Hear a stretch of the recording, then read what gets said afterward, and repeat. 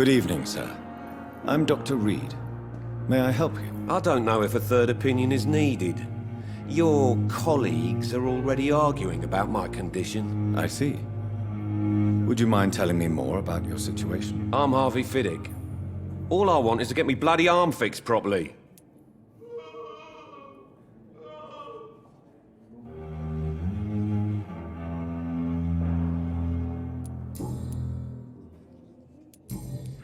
Goodbye for now, Mr. Fiddick. I'll see you later. You always knew the words to calm the Sure, we're children, making a Ellen. difference.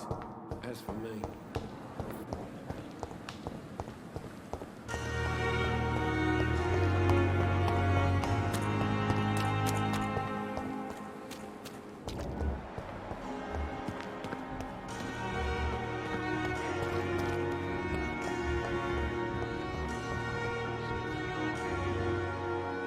Daily routine.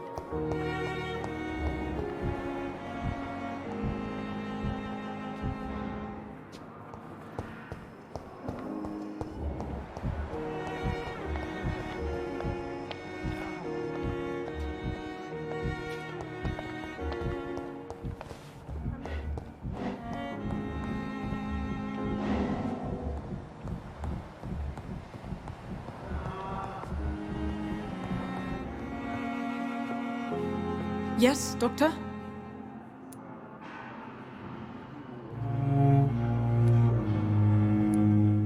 That's all for now, Nurse Crane. Thank you.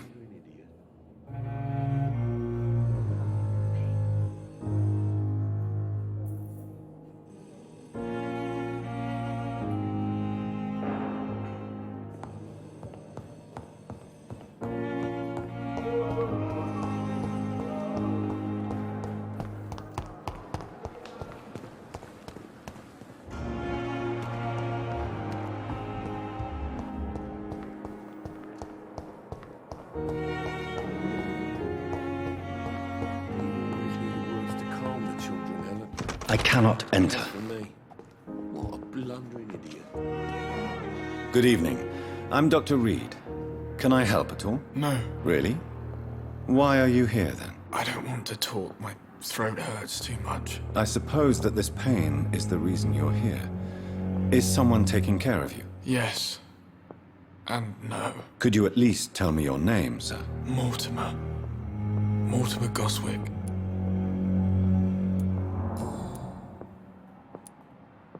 How painful is your throat, Mr. Goswick? So painful I'd rather not talk at all, Doctor.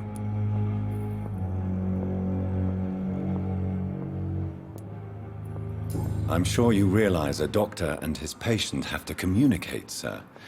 Would it help if I gave you some paper and a pen? Not really. I see. Then maybe it's not just your throat that hurts, Mr. Goswick. Perhaps your sore throat is just the consequence of something more hurtful. Yes, maybe.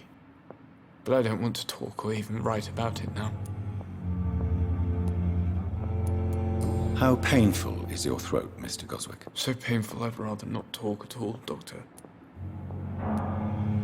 I'll let you get some rest, then. You always knew... Good evening, Mr. Goswick. How are you? I'm okay. Tell me about yourself, Mr. Goswick. I don't want to talk, Doctor. I have to go now, sir. But don't hesitate to contact me if you need any help. Good evening, madam. Can I help you? It's my son who needs you, sir. I'm Dr. Jonathan Reid. How can I help your son? I'm Beatrice Goswick, mother of Mortimer Goswick. Could you check on him, please, Dr. Reid? I've heard much of your talents as a physician.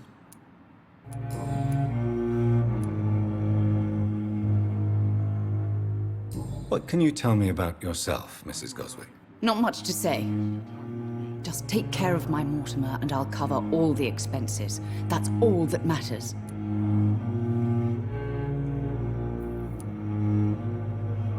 May I ask if you have an occupation, Mrs. Goswick? I'm a teacher by profession. I teach young women who are more ambitious about their futures than their families. Are you really that rich? Most of the patients here are of a more humble origin, if I may say so. Yes, thanks to my husband. May he rest in peace. I can cover any needed medical expenses. What do you think of your reception here? Any complaints? I have had the uttermost reservations about this hospital since we arrived. But we had no other choice, considering the state of emergency. Is there something in particular that's bothering you? Some of the staff were not especially welcoming. I suspect they're not accustomed to dealing with patients of such social standing. Tell me more about your arrival at the Pembroke Hospital. What gave you such a bad first impression? The ambulance driver was quite rude, for a start. And that nurse, Miss Hawkins, seems to have quite a dubious attitude. What do you mean? She managed to secure a bed for my son despite the epidemic. It was a relief, but it wasn't cheap.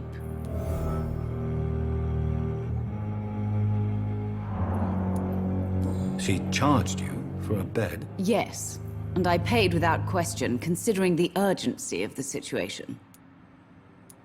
I share your concern, Mrs. Goswick. Be sure that I'll talk to the people involved. I don't expect compensation, Dr. Reid. But I'm aware such behavior would not be tolerated in other hospitals.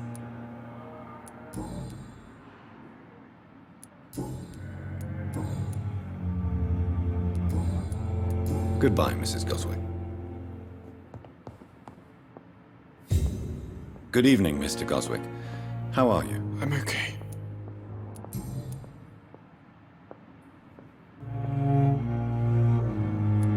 How painful is your throat, Mr. Goswick? So painful I'd rather not talk at all, Doctor.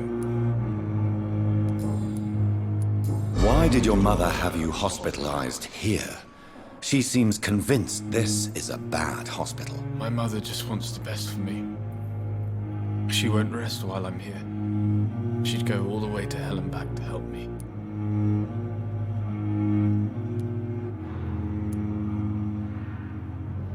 Is your mother bothering you? As your doctor, I can ask her to leave you alone if you would prefer. That's tempting, Doctor. But you have no idea what my mother is capable of. She would tie herself to my bed if you asked her to leave. Pembroke Hospital may look unorthodox, but rest assured you're in good hands here. It's not me you have to convince, Dr. Reid. It's my mother.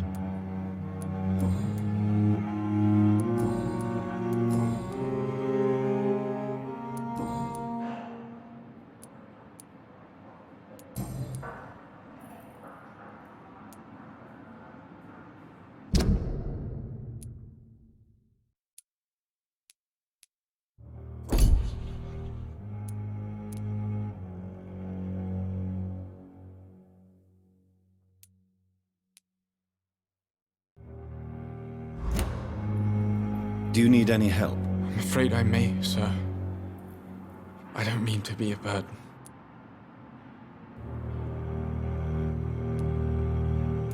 I will see you later. I have to go now, sir. But don't hesitate to contact me if you need any help. I'm all right. Don't waste your time with me.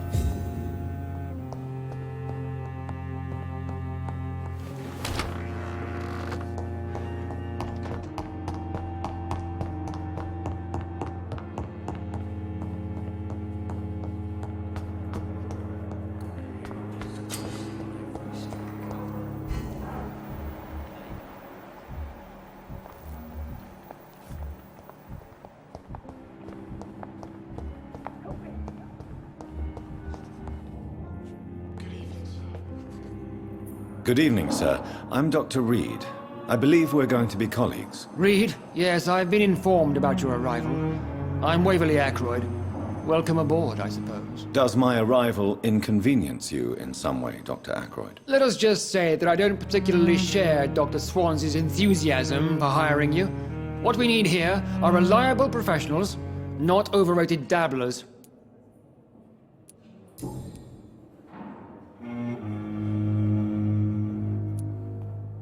If you have a problem with me, Dr. Ackroyd, please feel free to tell me. Dr. Swansea has imposed your presence on this hospital without asking anyone's advice. The benefit of his position. But I don't agree with it. I know we've never met before, but I believe this hospital could use all the help it can get. You will agree with that, I'm sure. Oh, but I have heard about you, Dr. Reid. Of course, you can't say the same about me, since I have not wasted my time courting the press.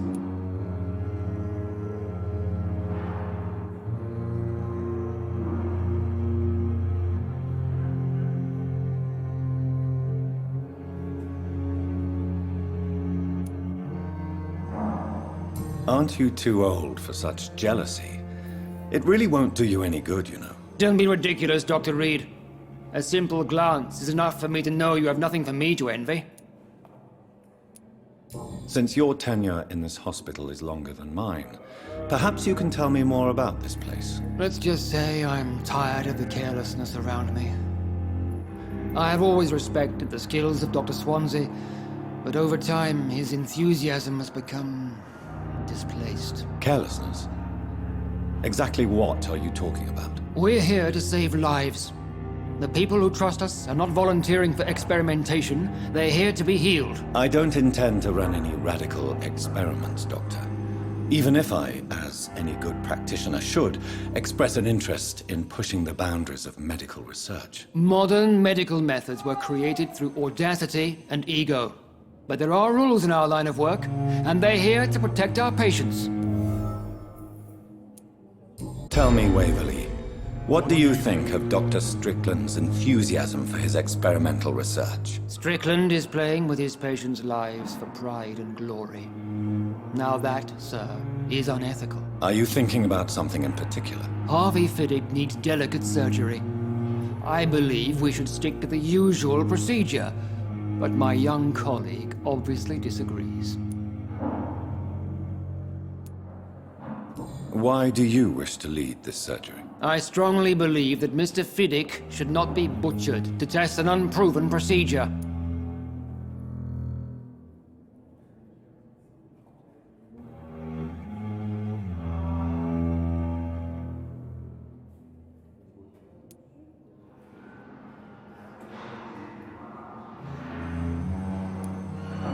If you are going to lead this surgery, I'm trusting you to assume the consequences of your actions, whatever the result. I'm not the kind of man who runs away from his responsibilities, Dr. Reid.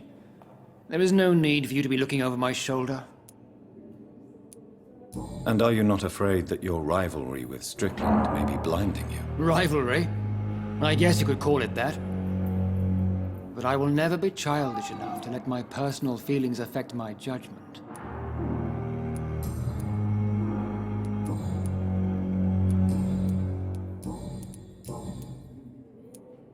I don't know what you've heard about me, but I have already proved my value as a practitioner. I don't question your skills, Dr. Reid, but your motive. Is it money, fame, or are you truly dedicated? And what exactly is that supposed to mean? I served in the war just like you. But unlike you, I did not use the wounded to play the modern sorcerer. Be careful what you insinuate, Dr. Ackroyd. I only want you to admit you used those men to improve your theories.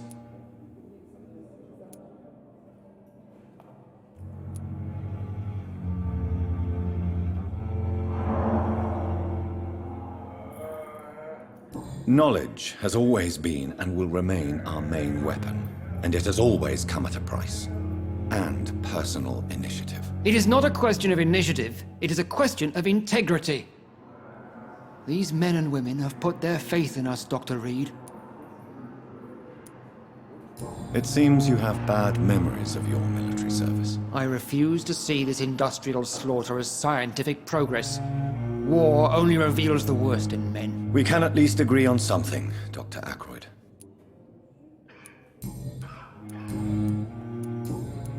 Thank you for your time. We'll talk later.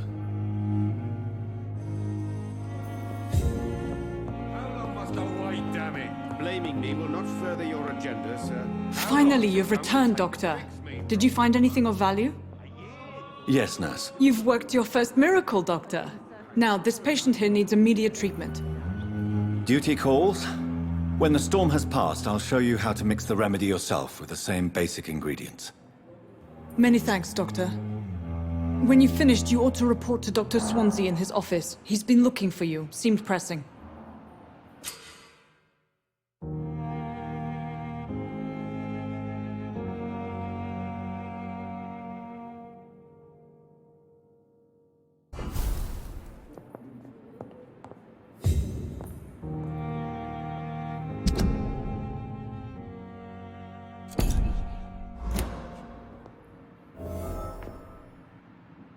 Good evening, Mr. Goswick.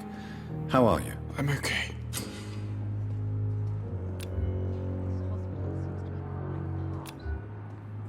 Do you need any help? I'm afraid I may, sir. I don't mean to be a burden.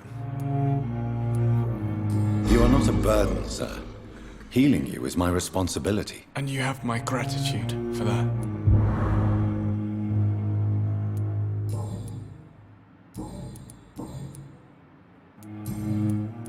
I have to go now, sir.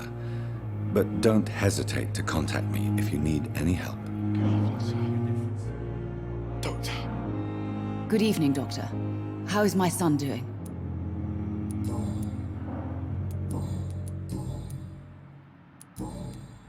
Goodbye, Mrs. Goswick.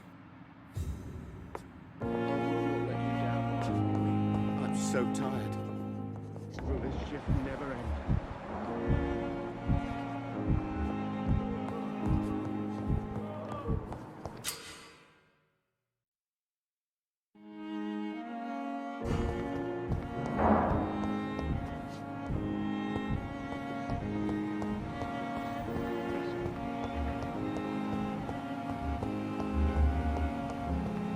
It's locked, all right.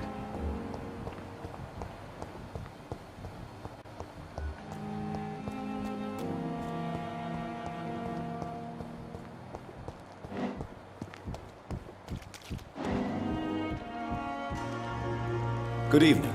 I'm Dr. Reid. Always a pleasure to meet a colleague, sir.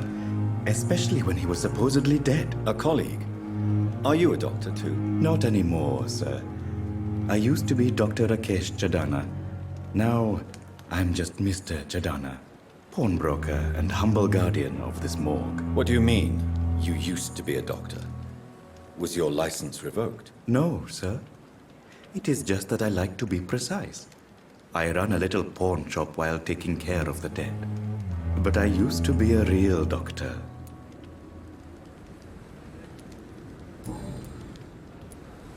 Are you afraid or uneasy being surrounded by so many corpses? Why should I? These bodies are empty vessels. Flesh left to decay. Poof!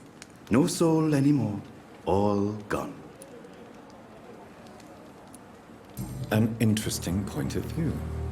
And quite an exotic one, too. Most people fear, or at least have a respect, for dead flesh. Sir, as a medic during the war, I learned to face my death and the death of others. It's the pain we have to tame, not death itself. How did you get this job? After I left the army, I worked as an undertaker down by the docks. A dangerous place with many an unpleasant business there. Milton Hooks helped me get a job here.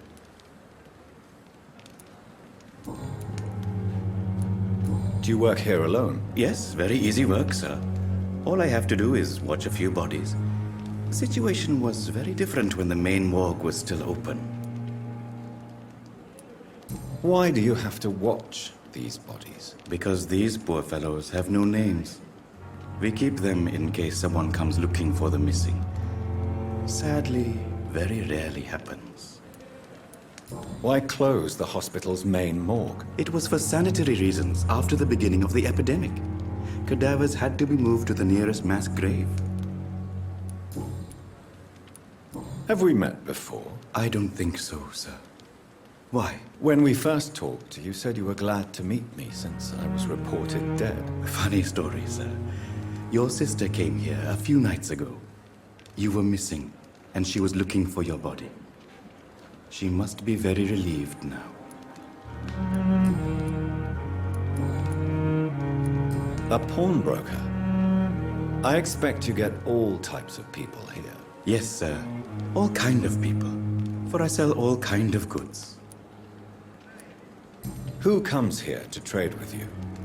It's very unhygienic, even unsafe. Diseases can spread. For the customers, for the hospital. I'm very cautious, sir. I've been a doctor, remember? And all my clients are good people. In fact, I think I only know good people. What kind of goods? With the quarantine, it's not always easy to buy things. So I trade, I exchange. Some people sell, some others buy. I like to help. Since you're not afraid of dying, do you believe in life after death, Rakesh? No, I believe we must do all the good we can while alive. For our time is short, and the obstacles are endless. Do you think you would enjoy immortality as a concept? I don't think so. Don't mistake me. I love life, and I'd like to live a long life. But everything has to decay, sir. Even goodwill.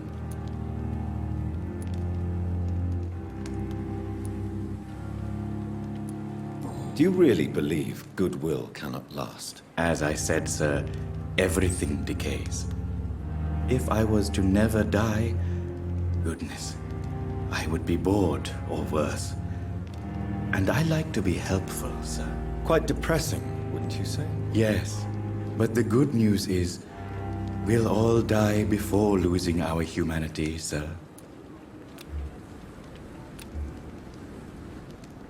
So you're ready to die? No, I'm not. I don't fear death, for I won't see it. What troubles me is the pain my death will inflict to those I know. You're a wise man, Mr. Chidana. No, Dr. Reid, I am a foolish man. But I like to think otherwise.